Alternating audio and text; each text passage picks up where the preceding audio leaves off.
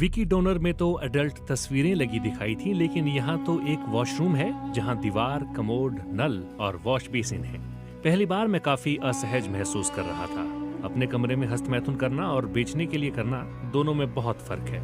Washroom में एक plastic के कंटेनर पर मेरा नाम लिखा था।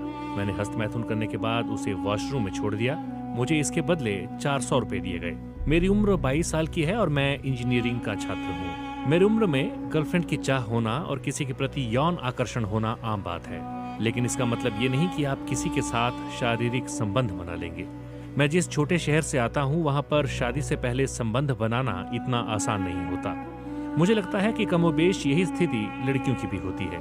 ऐसे में लड़कों के लिए हस्तमैथुन एक विकल्प बनता है, लेकिन मुझे क्या पता था कि जिसे कल तक बर्बाद करता था उसे आज बेचने जाने लगूंगा। स्पर्म डोनेशन के बारे में मैंने अखबार में एक रिपोर्ट पढ़ी थी। इससे पहले मैंने रक्तदान तो सुना था, लेकिन स्पर्म डोनेशन शब्द पहली बार पढ़ा था। मेरी जिज्ञासा और बढ़ी और मैंने उस रिपोर्ट को पूरा पढ़ा। रिपोर्ट पढ़ी तो पता चला कि हमारे देश में ऐसे लाखों दंपति हैं जो स्पर्म की गुणवत्ता में कमी के कारण बच्चे पैदा नहीं कर पा रहे हैं, और इसी वजह से स्पर्म डोनेशन का दायरा तेजी से बढ़ रहा है। मुझे ये पता चला कि दिल्ली के जिस इलाके में मैं रहता हूँ, वहीं मेरे घर के पास स्पर्म डोनेशन सेंटर है। मेरे मन में ख्याल आया कि क्यों ना जाकर देखा जाए, लेकिन इसका मतलब ये नहीं कि आप किसी के साथ भी शारीरिक संबंध बना लेंगे। मैं इस बारे में अपने घर में किसी को भी नहीं बता सकता, क्योंकि मेरे माता पिता को इस बात से झटका लगेगा।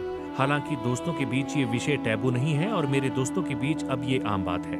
दिक्कत परिवार और रिश्तेदारों के बीच है। मुझे अपनी गर्लफ्रेंड को भी बताने में कोई दिक्कत नहीं है। वैसे अभी मेरी कोई गर्लफ्रेंड है नहीं, पहले थी, लेकिन मेरी जो भी गर्लफ्रेंड होगी वो पढ़ी लिखी होगी और मुझे लगता है कि वो इसे सही ढंग से लेगी।